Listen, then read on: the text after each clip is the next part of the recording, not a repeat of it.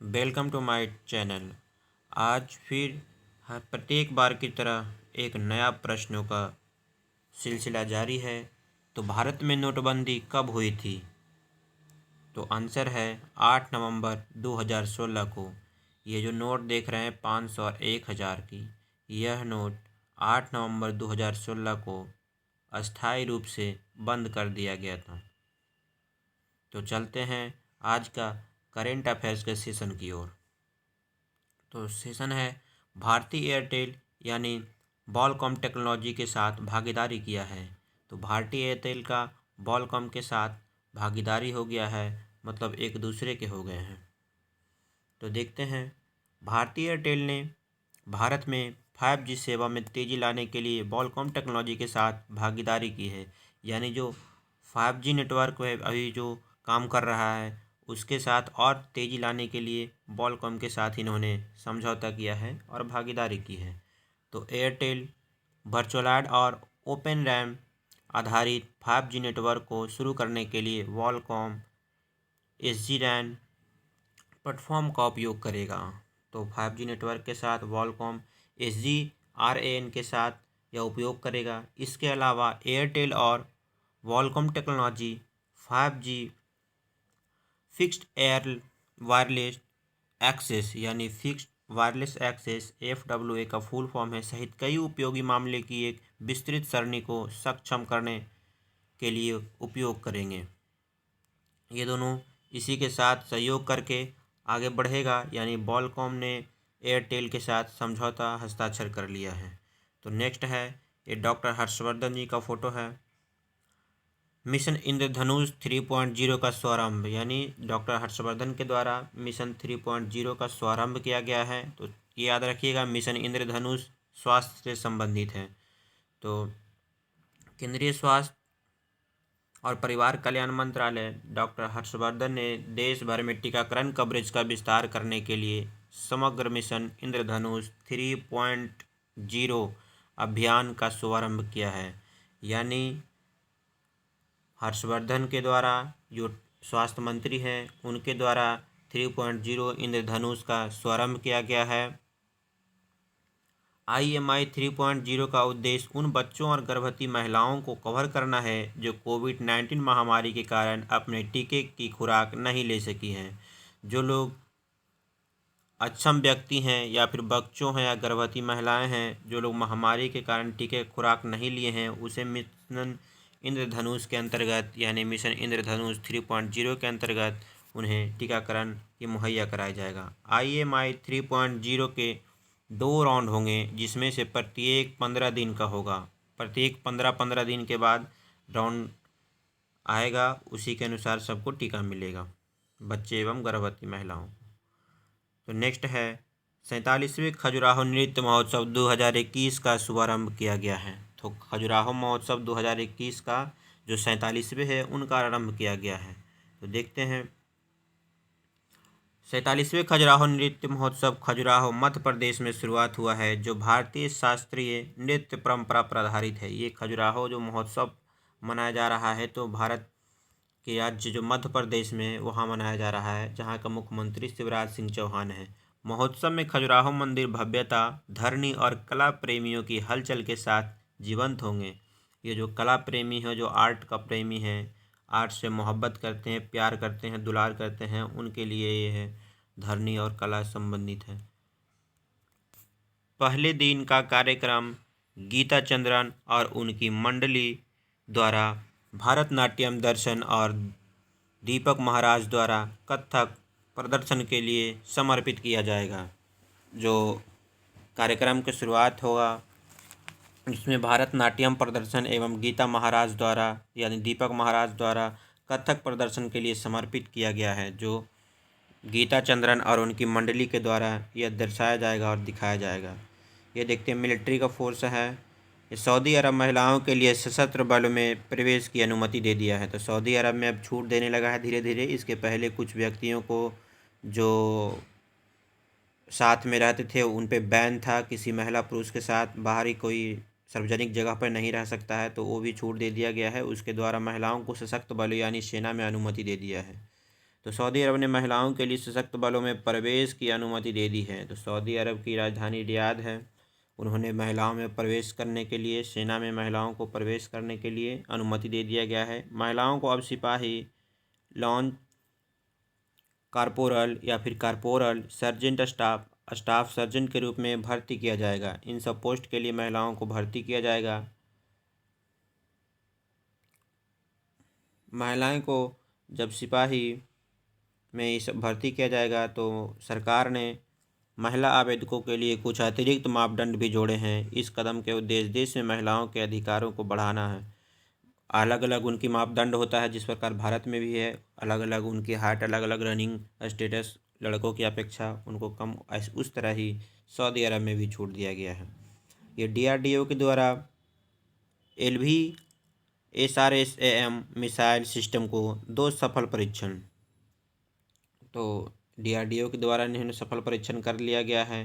तो देखते हैं, रक्षा एवं अनुसंधान संगठन, तो विकास यानी DRDO, defence research and development organisation ने वर्टिकल लॉन्च सर्किट रेंज से सरफेस टू एयर मिसाइल को सफल परीक्षण किया है। तो सरफेस टू एयर मिसाइल यानी सतह से हवा में जो मार करने वाले मिसाइल है, VLSR मॉम जो SRMAM है, इसको DRDO के द्वारा सफल परीक्षण किया गया है। DRDO ने उड़ीसा के तट से इंटीग्रेटेड टेस्ट रेंज यानी ITR चांदीपुर से एक स्टैटिक वर्टिकल लॉन्चर लॉन्च किया है। तो ये DRDO का जो भी ये लॉन्च किया गया है, जो उड़ीसा के तट से लॉन्च किया गया है, जो जिनका नाम है इंटीग्रेटेड टेस्ट रेंज चांदीपुर से, DRDO ने जितना भी DRDO का अधिकांश 70% वो उड़ीसा से ही लॉन्च करता है। इसरो के द्वारा जो है जो वो लॉन्च किया जाता है सतीश धवन अंतरिक्ष अनुसंधान संस्थान श्रीहरिकोटा से। प्रक्षेपण की निगरानी विभिन्न DRDO प्रयोगशाला के वरिष्ठ वैज्ञानिकों द्वारा की गई, जो प्रणाली के डिज़ाइन और विकास में शामिल थे। जो इन्होंने बनाया है, इनको बनाने में जो अहम योगदान है, उनके निगरानी में इस जो VLSRMAM के द्वारा जो भेजा गया है, वो इनको वरिष्ठ वैज्ञानिकों के द्वारा निगरानी में, उनकी निगरानी में इनको भेजा गया है। तो नेक्स्ट देखते हैं अमेजन इंडिया महिंद्रा इलेक्ट्रिक के साथ साझेदारी किया, यानी महिंद्रा के साथ जो है कंपनी है, उसके साथ अमेजन ने गठजोड़ कर लिया है। उन दोनों साथ में मिलकर काम करेंगे। अमेजन इंडिया ने देश में इलेक्ट्रिक मोबिलिटी के प्रति अपनी प्रतिबद्धता को मजबूत करने के लिए महिंद्रा इलेक्ट्रिक के साथ साझेदारी किया है। तो बढ़ाने के लिए, अपनी प्रोडक्शन बढ़ाने के लिए महिंद्रा के साथ साझेदारी किया है। तो कौन साझेदारी किया है? तो इन कंपनी ने साझेदारी किया है जिसका नाम है महिंद्रा। वर्ष 2025 तक अपने स्थानीय वितरण बेड़ में 1000 वितरण बेड़े में 10,000 इलेक्ट्रिक वाहनों को जोड़ना चाहता है। जो भी 2025 तक है, उन्होंने इलेक्ट्रिक वाहनों को बढ़ावा देने के लिए 10,000 बेड़े में इलेक्ट्रिक वाहनों को जोड़ता है। अमेजन इंडिया के डिलीवरी सर्विसेज पार्टनर्स नेटवर्क के साथ, जो अमेजन इंडिया का नेटवर्क है, अपना जो पार्टनरशिप के साथ हैं, वो महिंद्रा की ट्रोजोर वाहनों को 7 शहर यानी बंगलोर, नई दिल्ली, हैदराबाद, अहमदाबाद, भोपाल, इंदौर और लखनऊ में तैनात किया गया है। तो इन सब शहरों में जो पार्टनरशिप के आधार पर किया गया है, जो 7 शहरों में दिया गया है, यानी 7 शहरों से उनकी शुरुआत किया गया है। यहाँ देखते हैं चंडीगढ़ भारत में कार्बन वॉच लॉन्च करने वाला, यानी कार्बन वॉच लॉन्च करने वाला पहला शहर बन गया है चंडीगढ़। तो Chandigarh carbon watch service launch करने वाला पहला शहर बन गया है। चंडीगढ़ भारत में कार्बन वॉच लॉन्च करने वाला पहला शहर बन गया है, जो किसी व्यक्ति के कार्बन पद चिन्ह का आकलन करने के लिए एक मोबाइल एप्लीकेशन है। ये मोबाइल एप्लीकेशन है जिसका सर्वप्रथम लॉन्च किया गया है चंडीगढ़ में। एप्लीकेशन को एंड्रॉयड समर्थित स्टार्ट सेल फोन में एक QR कोड के माध्यम से डाउनलोड किया जाएगा। QR कोड देख रहे हैं, QR कोड देता है, उसके माध्यम से स्कैन करके वो उसको डाउनलोड किया जाएगा। डाउनलोड करने के बाद वो कार्य करेंगे। कार्बन पदचिन्ह एक विशेष मानवीय गतिविधि द्वारा वातावरण में जारी की गई ग्रीन हाउस गैस, यानी विशेष रूप से कार्बन डाइऑक्साइड की मात्रा है। ग्रीन हाउस गैस के द्वारा इन्होंने बनाया गया है, इसी का मात्रा सर्वाधिक है। तो याद रखिएगा, चंडीगढ़ के द्वारा ये भारत में पहला वॉच लॉन्च करने वाला पहला शहर बन गया है चंडीगढ़। ये देखिए प्रधानमंत्री हैं। असम में तेल और गैस परियोजनाओं का उद्घाटन। तो असम में प्रधानमंत्री नरेंद्र मोदी के द्वारा तेल एवं गैस परियोजनाओं का उद्घाटन किया गया है। तो प्रधानमंत्री नरेंद्र मोदी ने इंडियन ऑयल की बोंगाईगांव रिफाइनरी में राष्ट्र इंडमैक्स यानी INDMAX यूनिट, मधुबन डिब्रूगढ़ में ऑयल इंडिया लिमिटेड की सेकेंडरी टैंक फार्म और असम के धेमाजी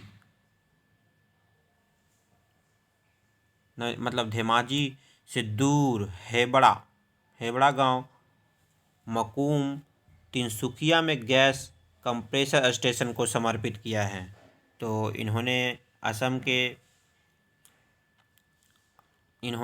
नरेंद्र मोदी ने असम की जो बोंगाईगांव रिफाइनरी में राष्ट्र को जो समर्पित किया है INDMAX यूनिट, जो मधुबन डिब्रूगढ़ में ऑयल इंडिया के साथ उन्होंने कार्य को आगे बढ़ाएगा, जो तिनसुकिया तक ले जाएगा। इन्होंने धेमाजी इंजीनियरिंग कॉलेज का भी उद्घाटन किया है और असम में सवालकुची इंजीनियरिंग कॉलेज की आधारशिला रखी है। तो इनका उद्घाटन किया गया है धेमाली इंजीनियरिंग कॉलेज का, एवं एक अन्य इंजीनियरिंग कॉलेज जो सवालकुची है उसका इन्होंने आधारशिला रखा है। तो प्रधानमंत्री मोदी के द्वारा असम में इन कॉलेजों का उद्घाटन एवं आधारशिला रखा गया है। ये इजराइल है, टीकाकरण प्रमाण पत्र वाले लोगों के लिए ग्रीन पास लॉन्च किया है। तो इजराइल के द्वारा ऐसा किया गया है, जो ग्रीन पास लॉन्च करेगा टीकाकरण के दौरान। इजराइल ने एक कोरोना वायरस ग्रीन पास प्रणाली शुरू किया है। तो इजराइल के द्वारा कोरोना वायरस का जो ग्रीन प्रणाली है, जो ग्रीन पास है, वो शुरू किया गया है, जो उन लोगों को सार्वजनिक सुविधाओं का उपयोग करने के लिए टीका लगाया जाएगा जो अन्यथा ऑफ लिमिट होंगे। रविवार को कोविड-19 टीकाकरण इजराइल में एक तरह का स्टेटस सिंबल है। तो इजराइल के द्वारा स्टार्ट किया गया है, ये देखेंगे आप लोग, टीकाकरण प्रमाण पत्र यानी ग्रीन पास। इजराइल को फाइवर वैक्सीन शॉट्स प्राप्त कर चुके हैं। इजराइल है जो फाइवर वैक्सीन का शॉट प्राप्त कर चुका है, और जो लोग वायरस से उबर चुके हैं वे स्मार्टफोन के बिना QR कोड या प्रिंट आउट के रूप में ग्रीन पास प्रमाण पत्र कर सकते हैं। वो प्राप्त कर सकता है जो QR कोड है उसके द्वारा, या फिर मोबाइल के द्वारा डाउनलोड कर सकता है। तो नेक्स्ट है, यूनियन बैंक ऑफ इंडिया विश्व HRD कांग्रेस पुरस्कार जीता है। तो यूनियन बैंक ऑफ इंडिया के द्वारा जो वर्ल्ड HRD कांग्रेस पुरस्कार है वो जीत लिया गया है। तो देखते हैं, 29वें ग्लोबल HRD कांग्रेस पुरस्कार में यूनियन बैंक ऑफ इंडिया मानव संसाधन और सर्वश्रेष्ठ सेवा प्रदाता में सम्मिलित किया गया है। साथ ही जो सीखने और विकास में उत्कृष्टता के लिए सर्वश्रेष्ठ संस्थान से भी सम्मानित किया गया है। तो 29वें ग्लोबल HRD कांग्रेस पुरस्कार है जो यूनियन बैंक ऑफ इंडिया के द्वारा जीत लिया गया है। तो कल्याण कुमार मुख्य महाप्रबंधक HR को chief human resources officer of the year के रूप में नामित किया गया है। तो कल्याण कुमार हैं जो मुख्य महाप्रबंधक हैं, उसके द्वारा जो जीता गया है chief human resources officer of the year के रूप में नामित किया गया है। तो नेक्स्ट है, भारत का शीर्ष व्यापार भागीदार तो चीन बन गया है। तो ये चीन का झंडा है नीचे और ऊपर भारत का झंडा है। चीन ने 2020 में भारत के शीर्ष व्यापार भागीदारी के रूप में अपना स्थान पुनः प्राप्त कर लिया है।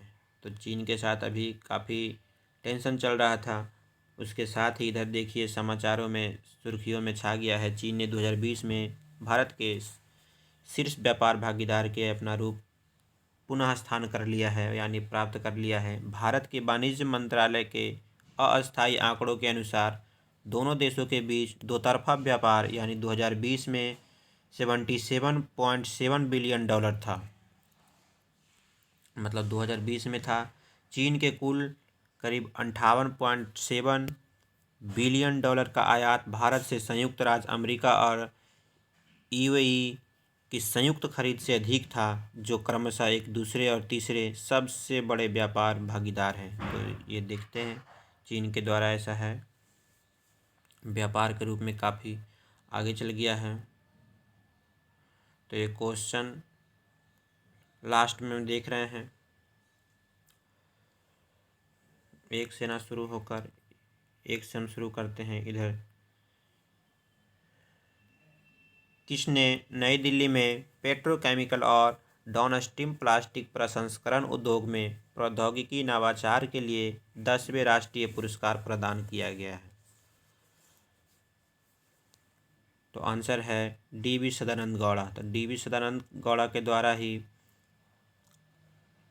पेट्रोलियम और डाउनस्ट्रीम प्लास्टिक प्रसंस्करण उद्योग में प्रौद्योगिकी नवाचार के लिए 10वें राष्ट्रीय पुरस्कार प्रदान किया गया है। तो डी.वी. सदानंद गौड़ा के द्वारा प्राप्त किया गया है, ये दिया गया है उनके द्वारा ही। कौन सा देश गैर मादक फैटी लिवर रोग यानी NAFLD के लिए कार्रवाई की आवश्यकता की पहचान करने वाला पहला देश बन गया है? तो वो देश है भारत।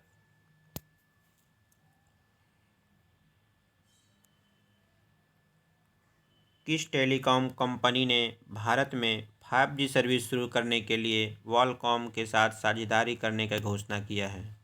तो ये विस्तार में ऊपर स्लाइड में बता चुके हैं। आंसर है एयरटेल। तो एयरटेल ने वॉलकॉम के साथ 5G नेटवर्क को सुसज्जित करने के लिए वॉलकॉम के साथ साझेदारी किया है।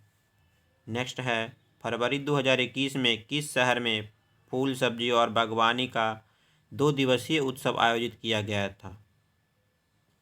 आंसर है वाराणसी। तो वाराणसी में फूल सब्जियों और बागवानी को 2 दिवसीय उत्सव के रूप में आयोजित किया गया था। तो 5वें प्रश्न पे चलते हैं। किस संगठन ने भारत में UNWTO और SDG ग्लोबल स्टार्टअप प्रतियोगिता जीता है? आंसर है इमर्शन इंडिया। तो इमर्शन इंडिया के द्वारा UNWTO और SDG ग्लोबल स्टार्टअप प्रतियोगिता जीत लिया गया है। तो आंसर है इमर्शन इंडिया। नेक्स्ट है, उत्तर प्रदेश सरकार ने फरवरी 2021 में लगभग कितने करोड़ रुपयों का सबसे बड़ा बजट पेश किया है? तो आंसर है 5,50,270। तो 270 करोड़ का इन्होंने बजट पेश किया है 2021 में उत्तर प्रदेश के द्वारा। नेक्स्ट है, मालदीव से लौटे अहमदाबाद केवड़िया सी प्लेन का नाम क्या है? तो ट्यून ओटर 300 है मालदीव से लौटे अहमदाबाद केवड़िया सी प्लेन का नाम है। याद रखिएगा, सी प्लेन जो है ये ट्विन ओटर 300 है।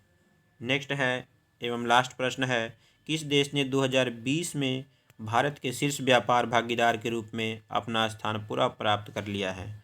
तो शीर्ष व्यापार भागीदार के रूप में प्राप्त कर लिया है ये चीन। ससुरा फिर से अपना भागीदारी व्यापार के रूप में काफ़ी योगदान दे दिया है, इसलिए 2020 में उनके द्वारा ये शीर्ष स्थान प्राप्त कर लिया गया है।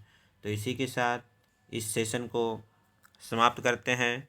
फिर मिलते हैं किसी नए सेशन के साथ, तब तक के लिए धन्यवाद।